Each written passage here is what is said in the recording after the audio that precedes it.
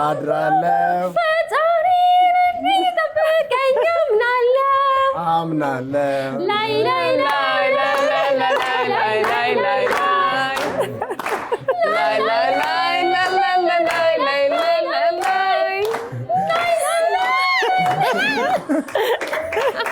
በጣም ፈጣሪ አንቺን ብቻ ሳይሆን እኛን ይጠብቀናል።